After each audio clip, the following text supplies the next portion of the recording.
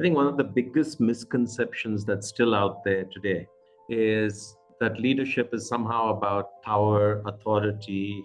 Leadership is fundamentally about how you act, how you behave. Everybody has the potential to be a leader.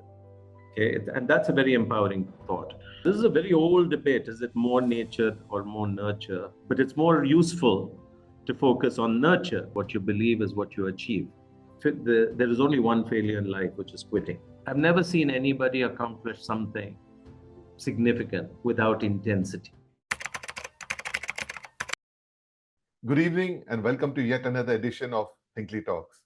We are in conversation with one of the icons of corporate India, my former boss, or should I say rather my super boss, Ravi Venkatesan. Ravi is a business leader, a social entrepreneur, and an author. Over the years, he has led several companies and he served as the chairman of Cummins India, Microsoft India, Bank of Baroda, and now sits on the boards of Rockefeller Foundation and Hitachi.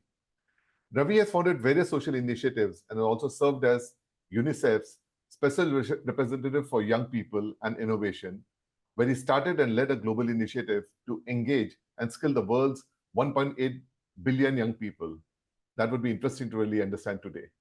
He is an alum of IIT Bombay, Purdue University, and has received his MBA from Harvard Business School. Ravi enjoys writing and is the author of two best-selling books, What the Heck Do I Do With My Life? And Conquering the Chaos. And with that, Ravi, a very warm welcome to you.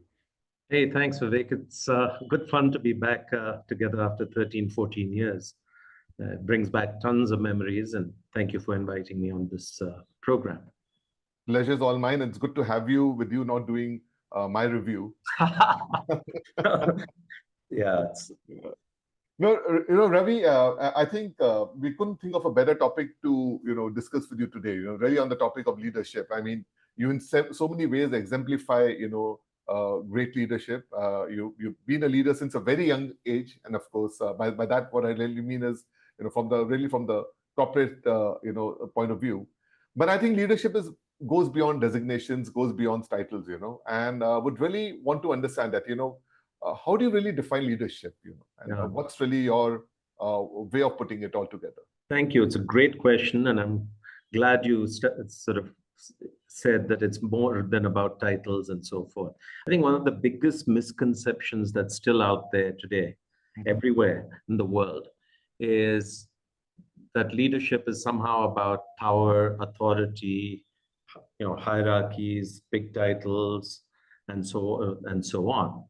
And that's absolutely not the case.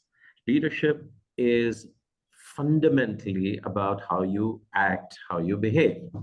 So, we say, oh, so-and-so has a big title, vice president, president, CEO, or it could be, a senior civil servant, additional secretary, or whatever. And we'll call them leaders. And sometimes they are, but quite often they're not. They may, a person may completely lack courage, have zero ability to inspire followership, be just a coercive kind of authoritarian person who just uses the power they have in a crude way. And in no way do they deserve or merit the label of leader, right? And so to me, we've got to get everybody on this who's tuning into this conversation to really, if they take one thing away from this, Vivek, it should be, no, leadership is about how you act, which means everybody has the potential to be a leader. Okay, and that's a very empowering thought. We want to get people out of being, rescued, waiting around for somebody else to solve a problem. No, step up and show leadership. So in my book, you talked about one of the books I wrote called What the Heck Do I Do With My Life? I devote a whole chapter to this idea of leadership because I think it's one of the most important issues of our times. It's important for the world because we have any number of problems that are not getting solved because nobody is stepping up to provide the leadership that is required. And also because I think in an age of AI, where people are wondering, hey, is there going to be any job left for us humans? What am I supposed to do? One of the few super skills which I can't see AI just, ever, superseding humans, is the ability to inspire and lead other human beings. Okay, so if you develop, some proficiency at leadership, I think you're golden, at least for the foreseeable future. So this idea that it's fundamentally about an act, and like everything, therefore, it can be developed and strengthened with practice, is, I think, a very important idea.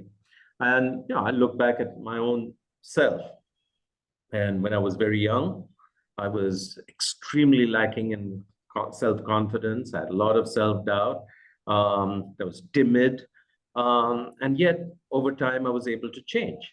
Okay. And I think that's a very hopeful story for everybody who is perhaps dealing with their own doubts of self-confidence and so forth. And also, you talked about UNICEF and the work we did there, which continues in UNICEF around young people. One of our most important and successful programs, Vivek, was going into really low-income groups, government schools, etc., and helping young people develop agency. We didn't call it leadership, but we helped these people who were usually seeing themselves as victims because nobody cares about them. You complain to the principal, the teacher, nobody does anything, and say, look, why can't you solve your own problems? And we first help them solve small problems, and from that they get confidence and solve bigger and bigger problems. Anyway, I can go on, and we should go on and on about how do you actually become a leader. But I think this fundamental idea that leadership is a behavior, you are capable of it, everyone's capable of it, and if you're going to have functioning societies in the 21st century, we need many, many, many more people, ordinary people, stepping up and taking responsibility for the issues out there. Great. I think you've kind of set the stage very well, and I sure hope we can touch some of these points. You talked about AI, you talked about really leadership without title, you talked about the social entrepreneurship work, and I would love to double down on these points. Let's do that. Yeah. But Ravi, you touched upon something, and that's something you even talked about. When I during my time at Microsoft, you talked about the fact that how you transform yourself over time. You talked about the fact that how if I remember correctly, at one of the retreats, you talked about how that you were initially not exactly in the best of health. You talked about being low on confidence. And then somebody were to look at your CV and said, "This is not what Ravi, could have been." I mean, if that's what already. Tell us about that. So do you think leadership is about nature or nurture, and how do you kind of, balance the both out? Yeah, this is a very old debate. Is it more nature or more nurture? And I don't know the answer. My best guess is there's some of both. But it's more useful to focus on nurture because we can do something about it. You can't do that much about nature unless you find the gene for leadership and you're able to engineer that. So, but you can do a lot around nurture. And so, exactly as you said, my own life experience is that it's very largely within our own control. So, as I said, as a young kid, I utterly lacked self-confidence. I was terrible at sports, not good at studies, and socially awkward and shy, just very, very unpromising. I even had, I dropped out of school for a year because of some health issue, which you remember. And then something happened. I was very lucky. I had a high school teacher in about 7th standard who said, "Oh, Ravi's going to be a great scientist." And so, I don't know why she said that. And now I don't know how to find her, whether she's even alive, Mrs. Malhotra. But I don't know why she said it, but I started believing it. And so I started working really hard, particularly at science and maths, and I started doing well. And then that felt good. So I started getting better and better. And then other kids who were struggling with science used to come running to me. I got the title of scientist and so on. So that was important. When I look back at my life also, I think there is another pattern that I saw. So this first thing is the importance of somebody who believes in you and gives you self-confidence. I think that's very important. Okay, we can explore this idea of mentorship and so on and so forth and that.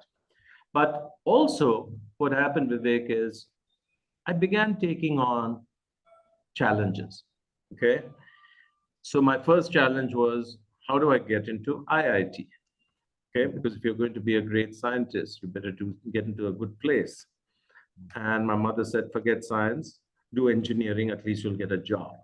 So I said, okay, we have to go to IIT. And IIT was a very difficult experience, but not only getting in was not easy, but it was also about being away from home, living in a hostel with other, tough boys. Everybody around me seemed to be smarter than I. So I had to learn, how do I compete academically with people who are just incredibly bright. So that experience of 5 years was tough, but it transformed me. Okay, then I look at the next challenge. I decided to go abroad, and you have to go to a good university. And my father said, that's good, but there's no money. He was a government servant. He said, if you get a scholarship, you can go. Otherwise, you better go get a job. And so, then I had the immigrant experience from 1985 to about 97. And going to the US, no money, making a success of it was a powerful experience. Then coming back to India to lead the turnaround of a very, very challenged joint venture in Jamshedpur, of all places, with Tata Motors at the age of 32, 33. Again, transformative experience. So what I realized is leadership happens or is made, like steel is made in crucibles. Yeah. Leadership is forged through very, very big challenges. And sometimes those challenges happen because life throws you into a challenge. Right. Okay. Sometimes it happens because we, in my case, choose to take on something significant, like you have done. You choose to build a business. And as you know, it's not easy in the beginning. And very often it doesn't succeed the first time. So these sorts of experiences is how leadership is cooked. And it's like muscles, right? If you want to become stronger or fitter, what do? You go to a gym 3 times a week. And if you stay with it for a few months, you're stronger and fitter. So leadership is just like that. It's another muscle, which as you exercise, you grow in courage, you grow in self-confidence, you develop a growth mindset, like Satya Nadella talks about. You develop new skills. And so that's what you have to do. And I've done this both with myself, and I've also done this as a CEO, particularly in Bank of Baroda. It was a phenomenal experience trying to grow leaders in a government, public sector situation. No, great points. And I think one key takeaway, I mean, two takeaways really out here is that think of, really leadership as a muscle, right? I mean, take on challenges and keep exercising that. And that's the only way, there's no easy way out. And you take very small steps in the beginning, and then you grow in confidence. So you feel like, okay, I can take on something more bigger and more challenging. But the point is to repeatedly put yourself outside your comfort zone, right? When you're lifting, you need to lift a little more than you're capable of. Right. So same thing. And I think the very important point that you brought about is, I think the importance of encouragement can never be, we always tend to underestimate it, but it can happen. In fact, I just remember reading an anecdote about how this school teacher, she just said that she was writing a feedback maybe to the principal about the students, and she wrote about this lady who was actually among the top few. I mean, like not the best, saying that this girl has a lot of promise. She's very, very nice, and I really like her, something like that, which by mistake went to this girl. And post that, she said, oh my God, the way I saw her the next time onwards, like, because she saw some advice or whatever, or feedback, which was not meant for her, but it talked about it in the right light. It changed the girl completely. And she went from the top 10 to, let's say, the best, Yeah, that's exactly what happened to me. But, you have to be lucky to find somebody like that. Right. But you talked about taking those small steps, and I'm now going to talk about a couple of incidents that I remember from your time when you kind of came into Microsoft, right? You shifted from Cummins, a company which is really, let's call it the hardware, and I love the way you talked about it. I'm really coming from the gears and the diesel and the smoke to suddenly the digital world, right?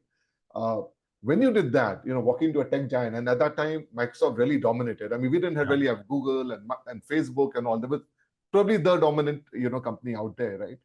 Did you feel at some time that you're kind of bitten off more than you could chew? You really took too big a challenge? Because you talked about it at some points. And Yeah, no, so absolutely. So I was, yeah, as you know the story because we were together through that period of time. But I was 40, and I got the opportunity for a strange reason to lead Microsoft. And I remember in those days, Bill Gates used to interview all of the candidates for any senior role because that's how he did his quality assurance. So I got to meet Bill. And I told Bill, look, man, I don't even do email. And the only reason I came here is because I wanted to meet you, and there's no other way I'm going to meet you. oh, nice. So he laughed and he said, well, I hope you learn quickly. And so then I had the offer. And I was, on one hand, very excited because, Microsoft, as you say, was the preeminent company at that time, probably still is. Yeah. But I was terrified of failure. And it was a very tough company, as you remember, very tough culture. Almost everybody they had brought in from the outside at a senior level left within a year. That's true. So I was scared because I was doing very well in Cummins, and that's the only company I knew. But then I asked myself, look, I'm 40 now. When I turn 50, which will I regret more? That I had a chance to lead Microsoft and help build it, or and I was too scared and I turned it down. Or would I feel worse that I took it but was fired for incompetence a year later? And I said, it's better to get fired. But I said, look, let's not plan a long career here. We'll see it as a project. Okay, and who knows how long the project will last. And in my case, as you know, it lasted 8 years. And it was quite difficult, not just in the beginning, but throughout. But, three or four things, I think. First of all, I didn't pretend I knew anything about software. Yeah. So I admitted I knew nothing, and that made it easy because I could then ask basic questions. Yes. and people would gladly explain. Okay, I think that courage to to bring a beginner's mind into a situation is somewhat important. The second thing I would say is because I knew nothing, I was a very keen listener. I went around listening to customers. I went around listening to government, which, as those days, really didn't trust Microsoft. I listened to employees, but I listened to everyone. Okay, and I think that really helped a lot because I became clear what we needed to do, and I decided we needed to do just three things. One is build trust. Okay.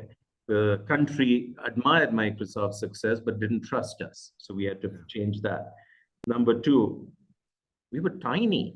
If you remember that those days when I joined, we were 100 million in revenues and less than 1,000 employees, including IDC Hyderabad.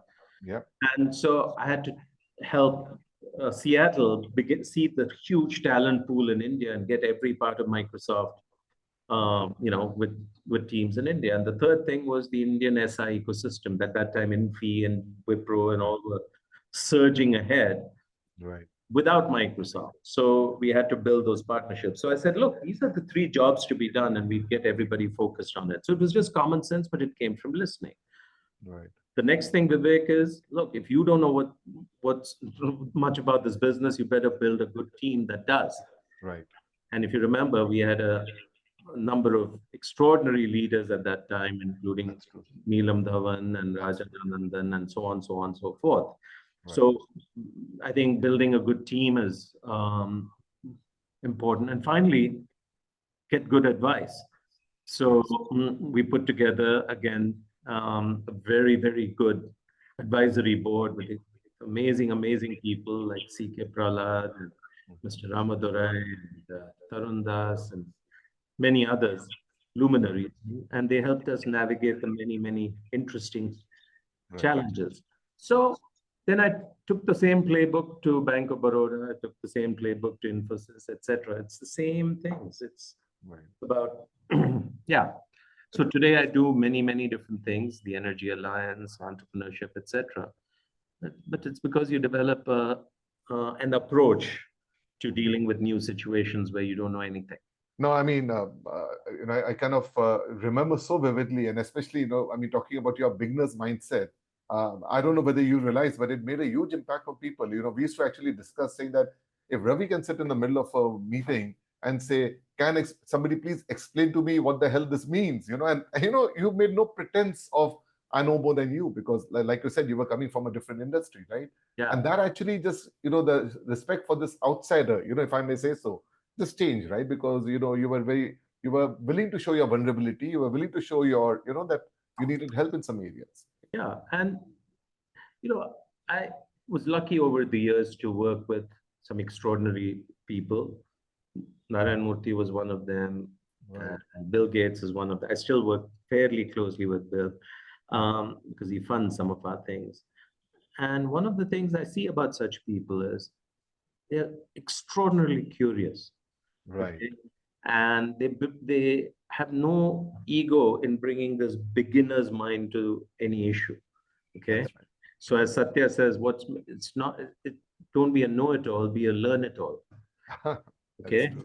So there's no shame in not knowing much as long as you're curious and willing to learn. Right. Right. And you talked about, especially about putting Microsoft on the growth path, and you're right. I mean, when you joined, we were probably 110, 120 million, growing in what you made infamous saying the Hindu growth rate. And I don't know if you do, but I remember it very vividly that one day, you happened to be in Mumbai and you call all the vertical heads into a room. And then you just went to the whiteboard and you scribbled some random numbers, say like 220, 350, 580, 800, 1050. And we just kind of waited. And he said, listen, you know what? Give or take, a year or two here and there. This is what I've told Redmond. That's how we're going to hit $1 billion. Yeah.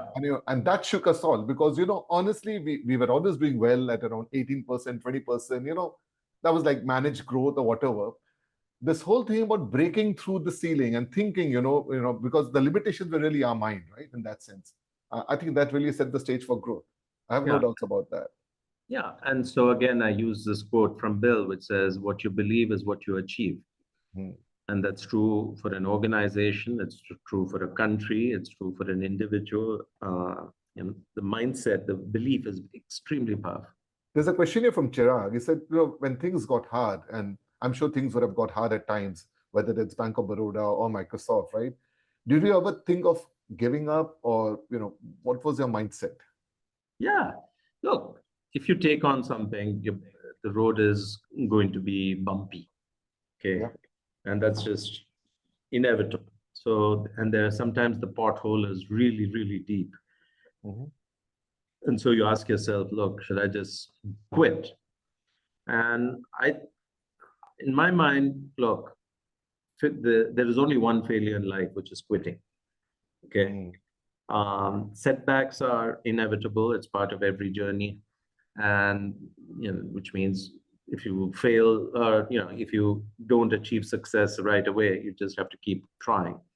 And so when I hit these potholes, I, suppress that small voice that says maybe you should quit or do something else. And it's okay to have that noise, right? I think it's human. It's just human. A voice in your head which says, maybe you should give up, you're not good enough, I'm not good enough, whatever. And you just have to ignore the damn thing. Right. I found 2, 3, 4 things to be quite important in these difficult moments. First is you have to remain calm and centered, and which means you have to find your own mechanisms to remain calm and centered. For somebody, it is prayer. Okay, for somebody else, it's being with friends or whatever. But you have to find outlets so that you can be anchored. Because if you as the leader are shaky, it's going to get amplified through the organizations. And your job as a leader is to keep the team from panicking, give them, hope, clarity, confidence, etc. And that begins with you. Right. The second thing is, if it's a really big crisis, you better get yourself good advisors.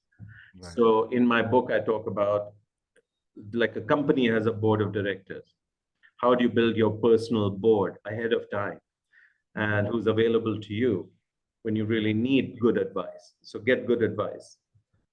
Right. Number three is, I think, in any crisis, you have to do stakeholder management. Mm. Okay.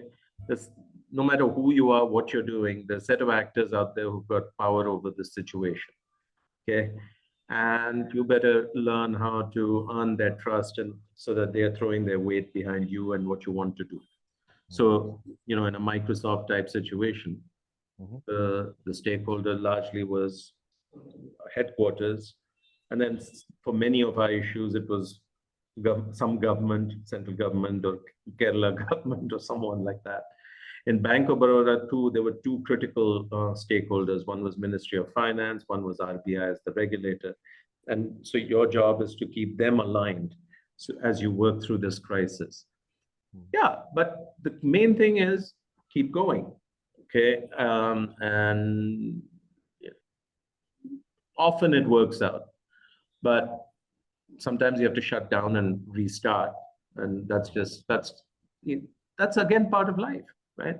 You're an entrepreneur, and you've seen so many entrepreneurs. You're a VC, you invest in things. In fact, it's not common for an entrepreneur to succeed greatly the first time. The first one might actually be a failure, or a very, very modest success. If you stay at it and do another startup, sometimes the second or third one is the big winner. Okay. That's true. Yeah. So, and there's no shame in it. Great, and you've talked about the crisis. And of course, I'm sure each job at that level would have brought some crisis along with it. But one of the most public ones was for a company that you were on the board of, which was, honestly, between the professional CEO and the promoter. I don't know how much you'd want to touch upon that, but I'm sure it must have been very difficult walking the thin line. And you were, if I remember correctly, a co-chairman for a while, right? Yeah. Yeah, it was a difficult situation because we were in a perfect storm. The company was Infosys, or is Infosys. And in the public eye. And it was very public. Yeah. And the company was caught between three transitions. One was moving from a founder-led board to a professional board. Right. Then we had went from a founder-managed company to the first external CEO we had. Right. And all this was happening in the midst of a very difficult industry transition. Everything was moving to the cloud, etc. And I think we got into some difficulties which left the board quite divided and challenged. Again, it's a matter of public record. For me personally, it was very difficult because also the individuals were important friends and mentors. Mr. Moore was enormous, at least important mentor of mine. And we had to take decisions that he didn't agree with. And it's too bad it played out in the public eye. But what I learned in that moment is you've got to, again, stay calm. Yeah. The criticism is not personal. Yeah. So don't take it personally. Number three, get good advisors. Okay. And figure out what needs to be done. And then have the courage to do it. So the advice that I took was, look, this is a very complicated situation, and there's only one person who's capable of leading the company out of difficulty, and that's Nandan. Nandan, fortunately, is a good friend. So I went and persuaded him and Rohini that it was important for him to come out of retirement and lead the company again, which is not something he wanted to do. But I said, look, call of duty. And we were able to work through that in a way that has been fantastically successful for the company, and fantastically successful for the shareholders. But it was a difficult time. But like the Gita says, you have to figure out what your duty is in this situation and do it. And some people will be critical of the way I handled it. Some people will be admiring of the way I handled it. But that's fine. What matters is you did your best, and it was, fortunately, in this case, a spectacularly positive outcome. I wrote an obituary for Mr. Tata last week, Right. And I talked about interviewing him in a very public setting. And some of the audience asked him some tough questions about this failure, that acquisition gone wrong, whatever. And he said, look, how I want to be remembered is that in every situation, I simply tried my best and gave my best. Okay, whether it was good enough or not, not in my control. I can only do my best, and I think that stayed with me. That's why I wrote it in that obituary, and I think that's all we can do in a crisis or in normal times. Just do your very best, and you know, Right. roll with it. Great. I mean, as long as you believe that you've done the best you could under the circumstances, I mean, because criticism will be there no matter what you do. You can't Yeah, avoid it. You that's know, right. yeah, sorry. So really the next point that brings me to Ravi is if you think about it, leadership. And we talked about how you're transitioning. The company was transitioning at that point in time into one stage into another. You could say the mature stage at that point in time. Do you think that if somebody is continuing the leadership style needs to change? And if you're part of the transition, point number one. And we had a lovely chat just 2 days back with Mr. Ravi Kant, where he talked about leading from the back. And the fact that we largely think of CEOs as people like Steve Jobs, Elon Musk, who lead from the front. I mean, just would want your take on this. I mean, there's no right or wrong, I'm sure, but just your perspective when you think about all of this. Look, first of all, the leadership styles, the variety of leadership styles out there is infinite because it goes with the personality. And each one brings a different personality. So it turns out I work super closely with Ravi Kant from 1999 to 2003. Okay, when we were working in Tata Motors, and I know him well, and he's a fantastically effective leader and manager. But he has a very different style. He's very low key. Um, he speaks softly and not very much, but when he speaks, you pay attention. So it's a very low-key leadership style, complete contrast to someone else. In fact, I was laughing with him on a call just a few days ago. I said, you couldn't be more different from your famous brother, Amitabh Kant. Okay, Amitabh is also a phenomenal leader, very, very effective in a different context. Right. But you see, his personality is very extroverted and charismatic. And so these two brothers, both of whom are successful leaders, very different styles. I don't think style matters. Okay, what matters is how effective you are in that situation. Okay, and so, you can be quiet, you can be noisy, you can be charismatic, you can be not very charismatic, you can be lead from the front, be a backroom operator. That doesn't matter as long as your leadership is suited to the circumstance. Okay. Now, this is where the context matters. So there's this idea in startups about peacetime generals versus wartime generals. Yeah. Okay? And the kind of leadership you need for an army in peacetime is totally different from leading an army in war. Okay. Right.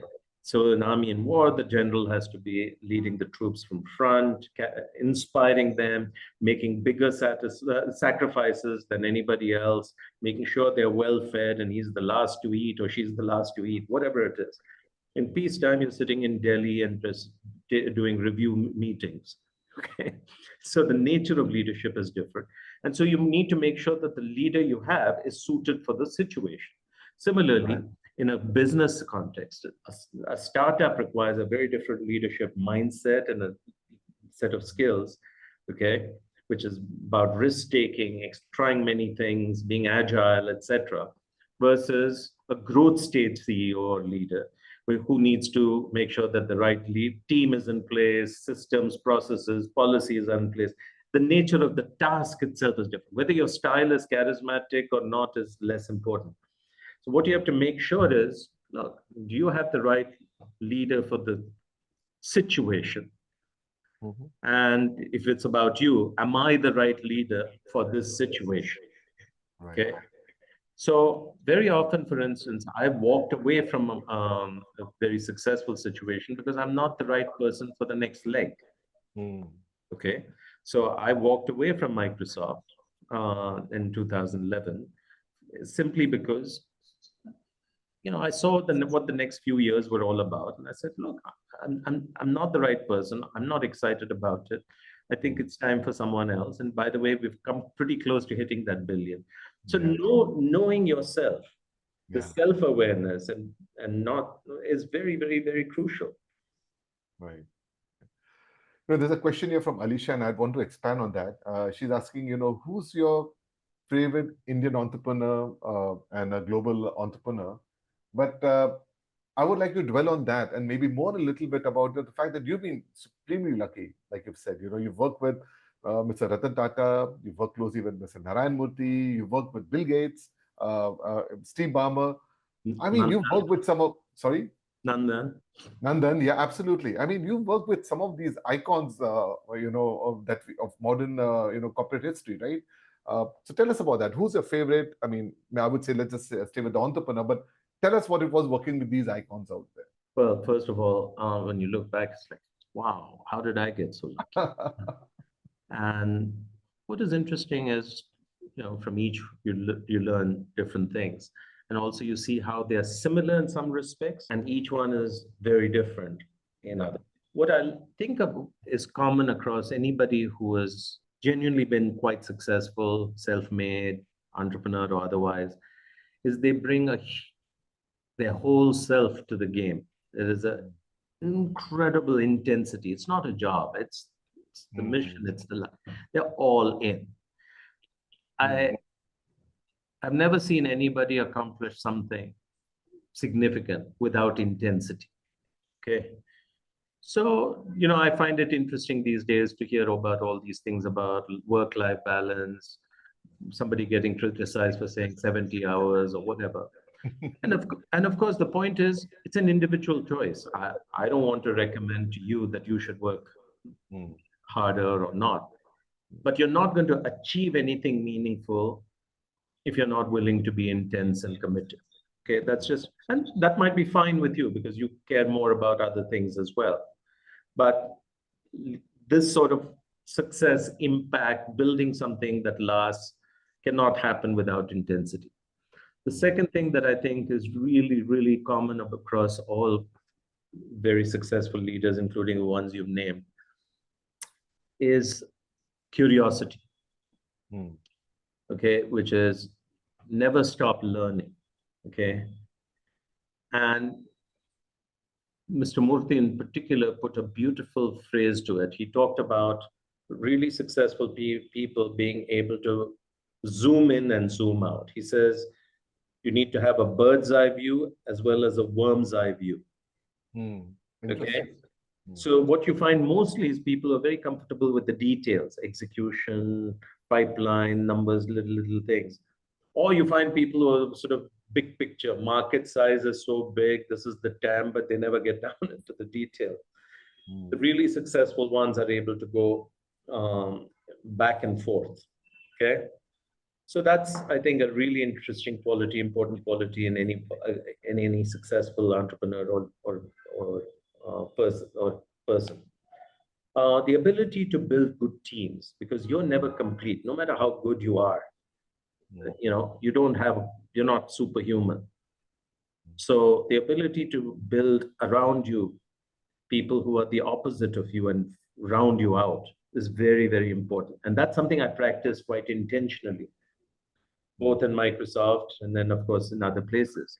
So if you remember, I was quite good at the strategic side of things, thinking about the future, what we need to accomplish, but you also needed somebody who will deliver the quarter, because you don't last long in Microsoft unless you deliver the quarter. that is true. And so I very intentionally went after sales leaders Right. who were superb at that. And I will never forget what Neelam once told me. आप strategy देख लेना, मैं quarter संभाल लूंगा. So in a sense, it was a perfect compliment. Right. Also, if I'm introverted, then you want people who are extroverted. Okay, you want the opposite. Okay, so you need to build a team around you which makes you complete, and all these successful people are quite good at that. Okay, yeah. So there's much that I can go on and on and on, but they were each of them was extraordinary and Amazing. I mean, and it must have been an amazing life experiences working with them. I mean, yeah. I think I think the takeaway for me is really the intensity, the curiosity, and probably the self-awareness. I mean, that, and then the big pictures, the small picture, right? Absolutely. There's a question here, and that's Aman saying that, look, you have been with industry giants, and how did you really manage work-life balance working with such intense people? I mean, I can imagine this must have been quite stressful. Yeah, I'm not good at work like that. Okay, I'm 61 Mm-hmm. and I still work at least a 60-hour week. Mm-hmm. And I was looking at my calendar for the last 12 weeks. Out of those 12 weeks, I was traveling for 9. I was in 4 continents raising money. I was in Africa, Europe, Asia, and America. I, and yeah, so somewhere along the way, I tried to manage my health to some extent. So I try to get my steps and exercise in. I try to maintain strong connection with my wife. I try to integrate friends and fun into this. But most of all, for the last 15, 20 years, I do only things I enjoy. Right. If I don't enjoy it, I don't do it. Okay. So it's not stressful. I work really, really hard, but except when there is some crisis or something, it's not stressful. Okay. But I wouldn't say I have very good work-life balance. I'm not a good exemplar of it, nor am I capable of giving you advice on how to have it. I don't think it's very compatible with great accomplishments. And I think this brings me to really to the small reel that I came across of yours, and I've been wanting to kind of speak with you, and I'm glad I got this opportunity finally. The missing tile theory that you talked about, the the reel that went viral, and how do you reconcile that? Because you've obviously talked about this thing about happiness and accomplishment, and obviously it's like two sides of the same coin, or two weights which are always at tension with each other. Maybe if you could first of all tell us about the missing tile theory, and then how you kind of reconcile about it. Yeah. So the missing tile theory goes like, if you see a picture, okay, where say a piece of it is cut out, something happened, there's a hole in the cheek. Okay. Your eye will immediately be drawn to not the picture, but the defect. Yeah. Okay. And so the missing tile theory of happiness is, for most of us in life, the thing that is most important is what you don't have. Right. Not what you have, the rest of the picture, but what you don't have. So you say, oh, if only I have that, I'll be happy. And so in the beginning, when you're starting off, if only I got a good marks or good rank in school, I'll be happy. If only I get into that college, I'll be happy. And then if only I get that job, I'll be happy. If only I get promotion, I'll be happy. If only I get the perfect wife or husband, I'll be happy, or whatever. So we always focus on what we don't have, and the achievement of that we believe is going to give us happiness. And then one day you wake up, you're 45 years old, and you're not happy, but you had all these things. So you say, what the hell happened? And so the point is, you need to get yourself out of this thinking. Okay? And that in that viral video that you talk about, I was surprised it went viral. But the important thing to realize is happiness is a state which is manufactured by the mind. It has nothing to do with your reality. Okay. And you can have nothing. And sometimes we see a really poor person who will be smiling broadly and offer you a cup of tea. chai piyenge, okay? And they're quite happy despite their condition. Or you'll see somebody who's got everything and who's miserable, okay? And so when you think about this, it needs to go click in your mind that happiness is something that is a state of mind, not a state of reality. And so you have to really, really work hard on your mind. Okay. So anyway, there's a whole chapter devoted to happiness in my book. So let me make a plug for people to go read my book or see the videos out there. Right. And, again, Ravi, I mean, in some ways, in fact, you've quite candidly, talked about your regrets. I mean, you've actually, in that video, you actually said that, look, I mean, I've been lucky, but then sometimes I would kick myself, why didn't I become a tech CEO, and stuff like that, right? I'm a tech giant CEO in that sense, right? What would your advice be? Because, obviously, I mean, we all have a thing that I think the missing tiles in some ways get us out of the bed, give us a purpose in life. We move towards that thing. So in some ways, you do need a little bit of, what should I say, movement. You, for example, like you said, at 61, you're still, putting in those hours, clocking in those hours. You don't need to if you don't, but you're doing that, right? So how do you reconcile that? And what would your advice be? Sorry? Reconcile what, Vivek? The fact that, there are these missing tiles which are kind of pushing us there. At the same time, we can all be content with what we have. So I just find that a little bit of an opposition in that sense. Well, I think the important thing is to find meaning and purpose in life. Okay, not chase something, but to find purpose. So in my case, through a lot of experiments in the last 10 years, I said, look, what gives me a lot of satisfaction, at least on the professional side, let me not talk about the rest of life, which is very important. On the professional side, what gives me satisfaction is trying to solve really complex problems, and the most complex problems are societal issues. Okay. Yeah. And how do I bring everything I've learned, all that my networks, all that I've got, to solving one or two of these issues? So I've devoted myself now to an aspect of climate change, which is the renewable energy transition. And the other thing I focus on is, can we find a way to get millions of ordinary people to become small-time entrepreneurs? Okay, very small businesses, not tech startups or anything, just mundane things. So I'm devoting myself very, very intensely to saying, how far can we go to addressing these two problems? And that's what gives me energy. Okay. For somebody else, it'll be something else. Okay. For somebody, it'll be like my neighbor here in Bangalore. It's a lady I've written about in my book. It's somebody I admire greatly, Padma Shri. For her, building this community into a bubble of happiness is what it's all about. Okay. So she works tirelessly morning to night, 24 hours a day, making sure the streets are clean and swept. The law and order situation is good. People are not parking cars in the wrong place. Okay. The residents are cohesive and get along instead of either being strangers or fighting.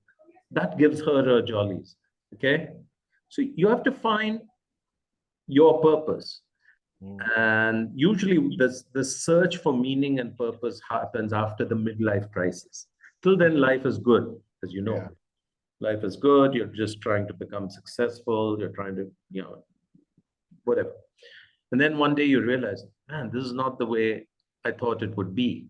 And you go through some sort of an existential crisis.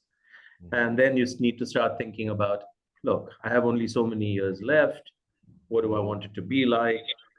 And and hopefully if you're lucky and you try hard enough, you'll discover your calling. Right. Okay. And in pursuit of that, you don't really care what other people think about you. Right. Okay. So right now, I don't really care whether people think at all about me, or let alone whether they think positively or negatively. I just don't care. I'm just doing what I find really meaningful with people I really like. You have taken the red pill and it really Yeah. doesn't matter. And I wish that, but I think there is a red pill out there within reach for most of us. There's Ravi, I'm sorry, we're spilling a little over. I hope that's okay. I mean, maybe 5 minutes Are there more. any more questions? Yeah, there are quite a few. I just wanted to, yeah. So, just on that point, you talked about purpose and you talked about social entrepreneurship. And, Nikhil just saying that what is that one social cause that is the most close to you? And, tell us a little bit about that very ambitious, initiative that you're talking about with UNICEF about skilling 1.8 billion people. I mean, if you could just, give us a little more color on that. Yeah, no, look, for about 6, 7 years now, I've been thinking about this issue of lack of jobs and employment and work for more and more people. Today we see a full-blown employment crisis in our country, and actually it's not just in our country, it's in many, many parts of the world, including America. Yeah. And I saw that coming, and I said, look, we need to do something about it. And the path that I chose was, how can we get many, many more young people to aspire to start their own business instead of looking for a job that doesn't exist and wasting their life? And so that's why we came. And the idea is these are not tech startups. They're not going to be unicorns. They're just going to be small businesses which may employ 3, 4, 5 people. But they create a certain amount of prosperity. They create some livelihoods for people. Can we get 10 million such entrepreneurs going across the country? That's the challenge we took. And that's why I started my own not-for-profit called Game. And 5 years later, I think Bill Gates was asked, you've spent $10 billion trying to improve US education. And he says, and they asked, what have you learned? And he says, I know what doesn't work. Okay. So I'm at that stage with entrepreneurship. We don't know what will work, but we know what doesn't work. Right. So that's the ambitious thing. Somewhere along the way, I went to UNICEF in New York, and I said, why don't you fund us? Because it's all about young people. And in fact, my co-founder and I, we're running this large education program in schools. My co-founder is Mekin, and his outfit is called Udhyam. And today, 1.5 million kids in 10 states in the poorest government schools are learning entrepreneurship experientially. And we said we want to get this to every kid in the world. 350 million in India, 1.8 million all over the world. And Henrietta Ford, who was the head of UNICEF, said, hey, I love this idea. We're not going to give you funding, but I'll give you funding to do this at UNICEF. Mm-hmm. And so I joined UNICEF, and I was there for 5 years till last September. And we built this massive, what should I say, program called Generation Unlimited. And we got more and more and more people involved, companies, governments, not-for-profits, youth organizations. And I think right now the impact numbers are about 300 million young people engaged on a global basis, well short of the 1.8, but that's the ambition. So that's the story of that. For anybody who's interested in learning more, there's a lot of detail on massentrepreneurship.org. So just go to the website and take a look, and you'll find lots of videos, a lot of content there about what we're trying to do. Lovely. And just in interest of time, I'm trying to kind of combine 2-3 questions. And, the fact there's a question from Nisha and Zishan, and just saying that, look, we are living really in, crazy uncertain times. I mean, I think every generation believes that they've probably not had such a challenging time before. But I think this time it really does seem a little different with the AI, with the geopolitics. There are 2 big wars that have broken out. And then you have this completely new workforce which is coming in, the Gen Z of sorts, right? What really would be your advice that you would give to a 20-year-old at this point in time? I mean, what's the kind of skill that they need to really double down in this extremely uncertain world that we're coming up? Well, first of all, I think we're genuinely living through a very, very difficult time. Yeah. And for a variety of reasons, I think we're at the confluence of multiple bad trends. Yeah. And therefore, the next 100 years are not likely to be easy, okay, in any part of the world. And there's a very great biologist called E.O. Wilson at Harvard who passed away recently, And one of his things really stays with me. He says the problem is we have primate brains, i.e., we are monkeys, you know, Yeah. we have medieval institutions designed for a different time, Yeah. which are obsolete, but we are inventing godlike technology. Okay, whether it's AI or whether it is more and more potent weapons, drones, whatnot. Yeah. So this is a really potent combination Yeah. that we haven't really evolved as Mm. human beings, and the institutions and whatnots and structures are failing us. So for all these reasons, I think it's going to be a very tough century. So what advice would I have for a young person, 20 years old? Well, the most important advice I would say is, I think, as Gandhiji said, try to be the change that you wish to see in the world. Okay. It's hopeless to wish for a better world. It's pointless to wish that so and so would be different. Okay. Right. Why can't our government be more accountable and care more about citizens? Well, yeah, nice question. Yeah. But that wishing is not going to help anything. Why can't my manager be a better person? Okay. Well, yeah. But it's pointless. What is useful is to see yourself as a change agent and say, can I make things a little bit better? Okay.